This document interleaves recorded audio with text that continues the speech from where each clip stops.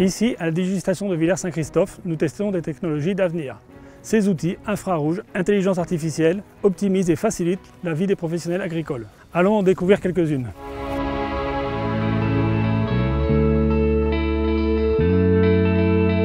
Saisir les données sur smartphone, c'est gagner du temps, transférer plus rapidement son ordinateur et éviter la ressaisie. Allons voir les collègues qui sont en train de s'en servir.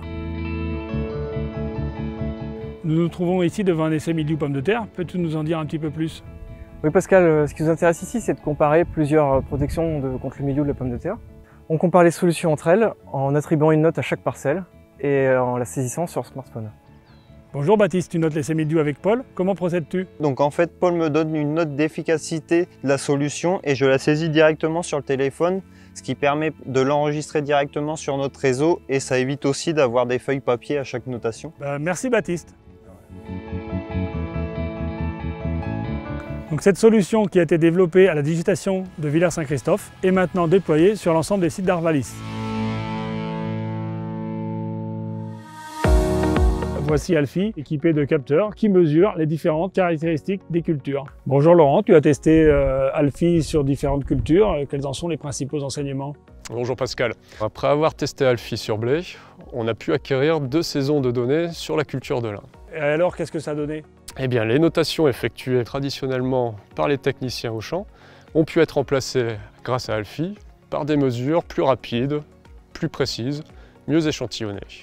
Et concrètement, si tu peux nous parler en chiffres? Eh bien, je vais prendre un exemple concret, celui du comptage des levées de lin.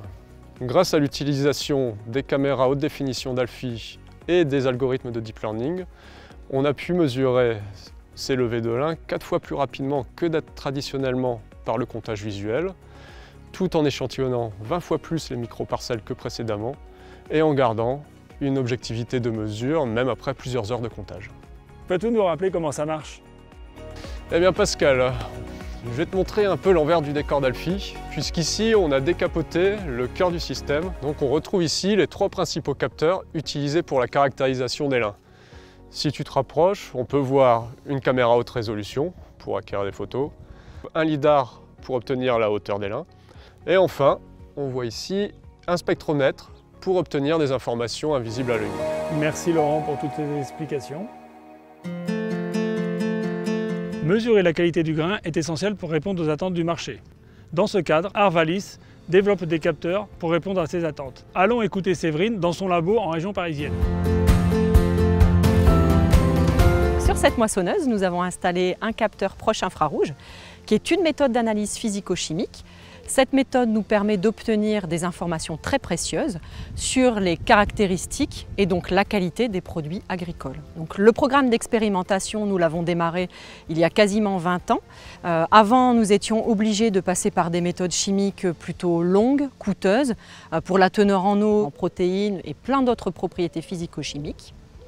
Aujourd'hui, on arrive en quelques secondes, en temps réel donc, directement au champ, à obtenir toutes ces caractéristiques sur une même parcelle. Ce capteur évite de faire un prélèvement, un échantillonnage. On a une vision globale de toute la parcelle. C'est une méthode qui est devenue extrêmement fiable, très rapide et qui est surtout multi-espèces, qui n'est pas dédiée à l'analyse du blé, de l'orge, mais à beaucoup d'espèces de produits agricoles.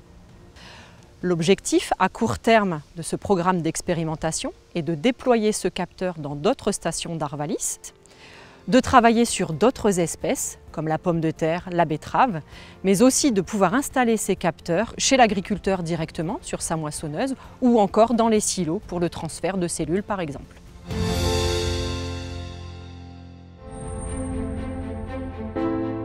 Pour conserver des pommes de terre toute l'année, il faut les empêcher de germer. Arvalis teste des solutions anti-germinatives. Dans ce cadre, avec Eurocept, nous avons développé un prototype de notation des germes. Allons voir ce qu'il en est dans l'Aube.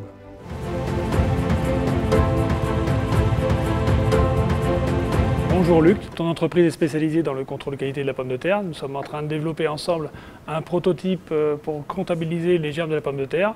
Peux-tu nous en dire plus? Arvalis est venu nous voir il y a 1 an et demi environ, en nous demandant si on avait la possibilité de développer une machine. Concrètement, chaque pomme de terre passe devant les caméras, il y en a plusieurs, et les caméras nous quantifient les germes en nombre et en taille, en poids, en volume, et les données sont transmises automatiquement. Quels sont pour toi les principaux avantages de cette machine? On a beaucoup plus de rapidité, ce qui permettra à Arvalis de fournir les résultats plus rapidement à ses agriculteurs. Et aussi, ça donne beaucoup plus de précision avec une meilleure répétabilité. Quels sont les principaux challenges auxquels tu as été confronté? Alors il y a un gros challenge, c'est la variabilité de la pomme de terre. Donc il faut arriver dans la même machine à faire passer des toutes petites pommes de terre et des très grosses pommes de terre. Est-ce qu'on peut en tirer un premier bilan? Alors les premiers résultats sont extrêmement encourageants et on devrait valider le concept prochainement. Merci Luc pour ton accueil. Et merci à Arvalis de sa confiance.